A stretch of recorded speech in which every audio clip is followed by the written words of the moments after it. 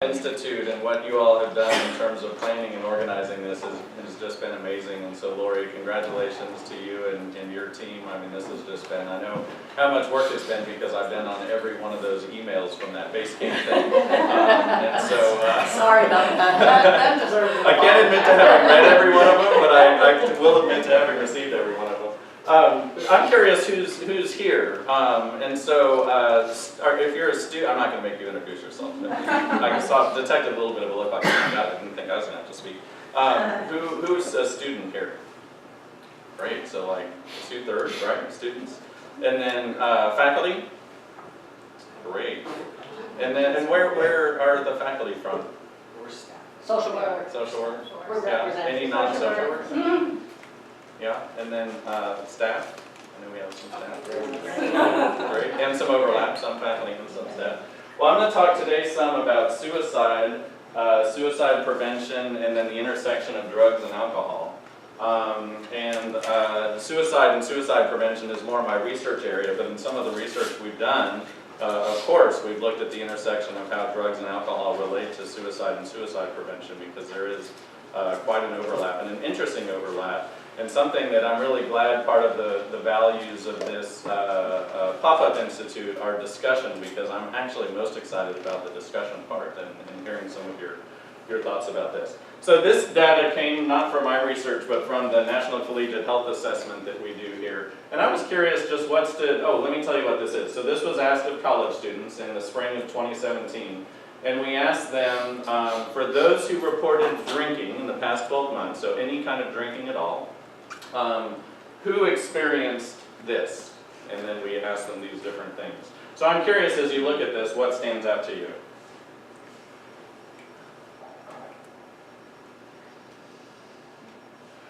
Anyone? Just first thoughts on anything, any of those numbers that pop or issues that pop? Forgot where you were, what you did. Forgot where you were, what you did. Yeah, that's, what was that? 32%. Yeah, so nearly a third of people who drank any alcohol over the past year have had an instance where they forgot where they were, what they did. Unprotected sex and regrets. Yeah. Those are huge numbers. Yeah, yeah. Zero without consent. That's underreported. Yeah, and so your sense is that that's underreported too, right? Yeah. So we have savvy people in the room who may know better, right? That we can probably imagine that these numbers are even higher. And if we forgot what you did, maybe the other numbers are higher. That's right. Yeah. That's right. Yeah. And of course, on these, there's always a reluctance to report, and so we can assume that these are smaller. Larger. Some of the smaller numbers there around seriously considering suicide stood out to me for an interesting thing, because almost always when you ask individuals, oh, if you don't like me to wander, that's good. Not too much. I wander in all senses of the word, so. You can go to the water fountain. Okay, that's my boundary. You can do like the, what do they do with the dogs, the invisible fence? But one of the things that stood out to me about the question related to having seriously attempted suicide, seriously considering it rather, over the past 12 months, is that you almost always see women endorsing that item at higher rates than men do. But it's interesting that when you have the intersection of alcohol in here in terms of the consideration, that although these percentages are small, that we're seeing men having higher numbers than women in terms of ideation, which is almost never found. So that's interesting to see that. I wanted to talk a little bit just about college students' suicide statistics. So college student suicide is the second leading cause of death. Over the lifetime, 18% of college students will say that they have seriously considered attempting suicide at some point in their lives. What did I put up there? 6% in the past 12 months have seriously considered suicide. The second bullet point, on college campuses, suicides occur in about 7 per 100,000 students per year. Okay? But in their age-matched peers who aren't college students, that suicide rate is actually double, more like 16 per 100,000 per year. So we hear a lot about college student suicide, and for good reason. It is the second leading cause of death. But I always like to point out that for those individuals who are not college students, the risk is double. Why might that be? Any thoughts about why it would be more for people not in college than in college?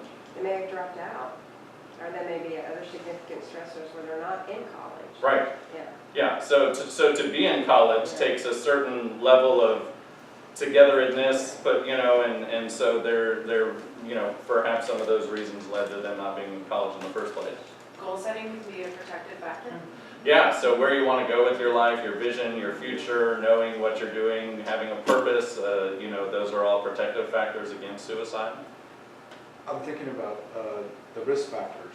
Are you asking for protective only? Either. Oh, Yeah, it could be a risk protective factors. factor for a college student or a risk factor for someone not in college. A non-college risk factor would be bullying and social pressures, Mm-hmm. uh, especially social media. Yeah, yeah. I'm thinking college students probably have perhaps a stronger support system. They might be in clubs or part of something, or maybe even just a professor that they have a relationship with. Yeah, I mean, at college you have this built-in social support, right? You have the people that you live with in your residence hall, you might be in an organization, even your classes, right? Lots of people study together, and so you have all these built-in ways where if you're not in college, you have people that you work with if you have a job and your family and all that as well, but not as many opportunities for social support. Yeah. College students, I feel like they have more resources at their disposal, Yeah. so if they start feeling these thoughts such as depression, anxiety, things related to suicide, they have the resources like the counseling mental health center. I feel people that are outside of college and are in it, and these resources are being broadcasted everywhere. Exactly. These feelings, these thoughts of suicide tend to foster a lot more. Yeah, yeah. So two parts of that, what you just said. One is that the eyes of Texas are upon you, right? Lots of people are watching you and able to sort of just know if you're doing okay or if you're not, and they may refer you to services. And then you have access to those services, right? Because a lot of people who aren't at a university and are this age range are uninsured. Or underinsured. Here at UT, it used to be 6 months ago, you'd go to the counseling center and all you had to do was pay $10. Now you go to the counseling center, you don't pay anything, right? And so who has that? This is not a typical experience. Even for a well-insured person, right? You're still paying a $25 or $35 copay to receive your mental health services. So you have a lot of access to resources too. Well, it turns out with suicide that the way that people attempt suicide really matters. And there's this group at Harvard that they're called Means Matters, and they talk about that the way that you attempt, the way you think about suicide really impacts the chances that you're going to live. And here's some of the main, so this is all from their website. It's a great website if you're interested in this. Many suicide attempts occur with little planning or in a short-term crisis. A lot of people don't know this and don't understand this, and that's why I think a lot of our prevention efforts that we do are not great ones. There is a whole body of research out there that shows that if you can just put a little bit of pause in between somebody's thoughts about killing themselves and the action that they take to do it, that not only do you prevent them from doing it in that very moment, but you prevent them from doing it for a lifetime. Even those who attempt and end up surviving, 90% of those people don't go on to attempt. And there's all sorts of interesting studies for people like, for example, in a community where there's two bridges, and one bridge, the community puts restraints on the bridge. Restraints? Barricades and things like that to prevent people from jumping. But if they don't do anything to the bridge that is literally right, like traffic going both ways, they don't do it to the other one, the suicide rate goes down for the community by doing the intervention on the one bridge without doing anything to the other one. So these things that we can do to just put a little bit of a pause in between somebody's thoughts and their actual attempt can save lives in that moment and then saves lives for the long run. And that's because a lot of these thoughts are 1 hour, 8 hours, 3 hours, and then people act. It's not always the case. And I don't want to underplay this. People think about suicide and plan it for months and months. I'm not saying those people don't exist, but you can save a lot of lives by intervening around the idea that it is also something that is a little bit more impulsive.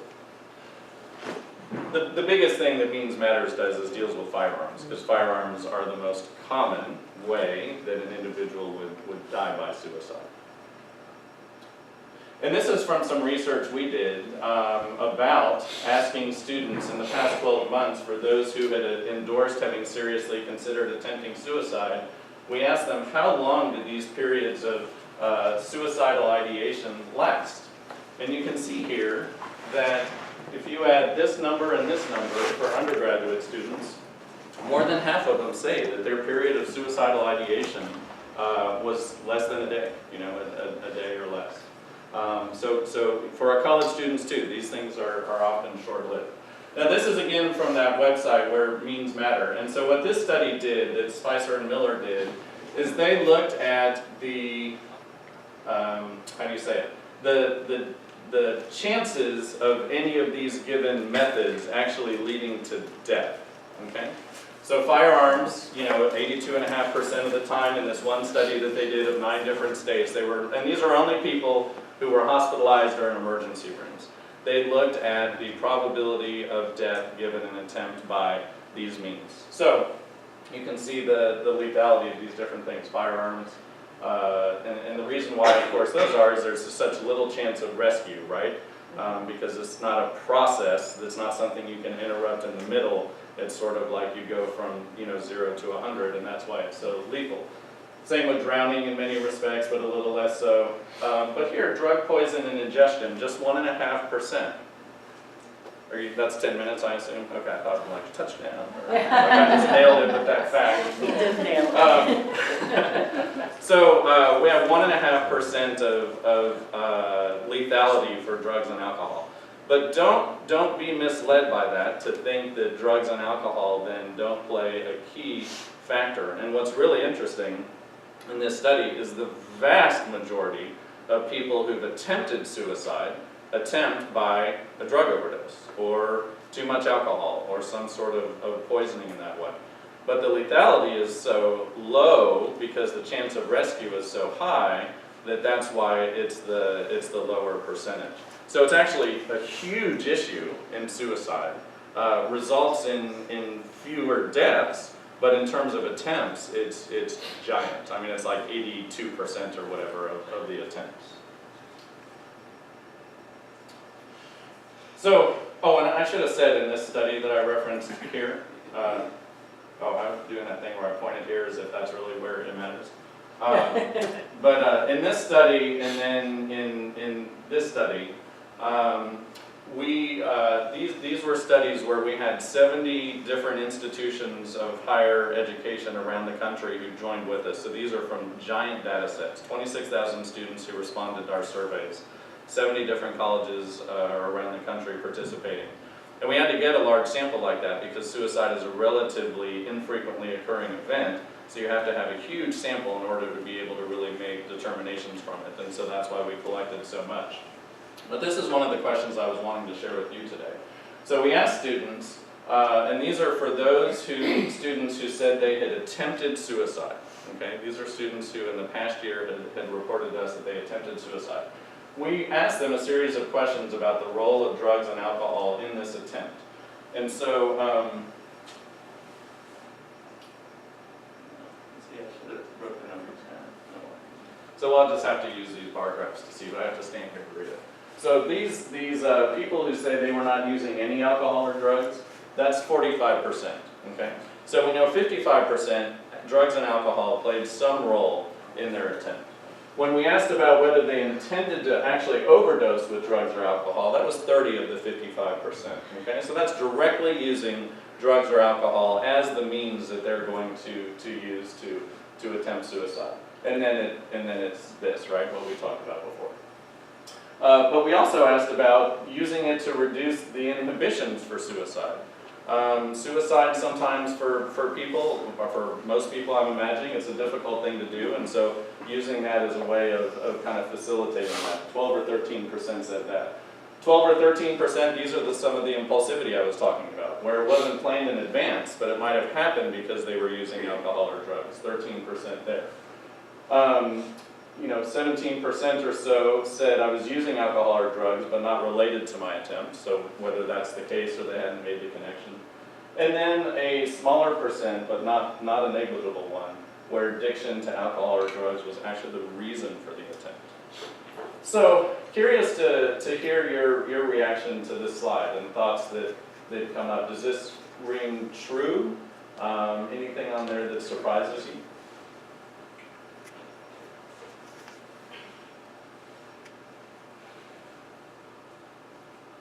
I have a question kind of following that. Did you look at how many people who are addicted attempt suicide? It's kind of like a different way of looking at that. How many people who are addicted did they attempt? No, Okay. not in the study that we did, because we equated their addiction to their attempts in this item, and we didn't independently do like a survey of the level of addiction that they had. But what we did do is we asked students what were the reasons why they attempted in a different item, and they could endorse things like stress of school, problems in their relationship, ruptures in their family, relationships, and all of these different things. And drugs and alcohol certainly showed up on that list. But it was on the lower end of reasons that individuals endorse. But as was identity issues, as was being the survivor of a sexual assault. But what's missing from that explanation is that not everybody is an addict or has been addicted to drugs or alcohol. Not everybody has been sexually assaulted. Not everybody has identity issues. So the numbers look small in the survey, but everybody has a family, that most people have a family where there could be disruption in the family, right? And so everyone has an opportunity to have that problem that might contribute to their suicide, whereas not everyone has the opportunity to have experienced those things that might contribute to suicide, so they look much lower than they really are when you start asking it that way. Yeah, So, exactly what yeah, I asked. yep. Yeah. I'm actually surprised that the number who did not have any involvement with alcohol and drugs was as high as it was. Was I would expect that 45%. to be much lower. Yeah, And I wonder how that changes with age as well. oh, interesting. And because there's like a significant chunk of this age group that can't legally access alcohol, I mean, it's somewhat of a challenge every time, right? Y'all can vouch for that a little better than things are these days. But I wonder if that introduces enough of an impediment that's why that number is as high. I'd be curious. Yeah, that's an interesting theory.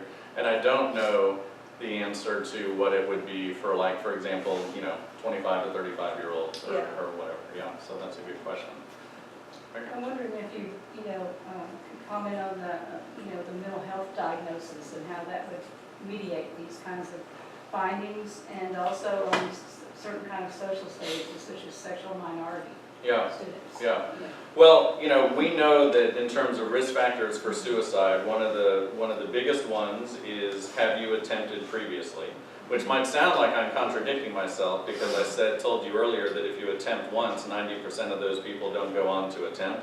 Even though that's the case, it's still a giant predictor. And remember, again, deaths by suicide are, in the grand scheme of things, incredibly rare events. So it doesn't take much for something to be a big predictor, even though it may not happen very often. I don't know if that makes sense. Yeah. So that does psychiatric diagnosis, huge predictor, being male, and owning a firearm. Yeah. I mean, those are the four things that probably explain most of the variance between why people do or don't die by suicide. Yes. But you mentioned LGBTQ Yes. plus individuals.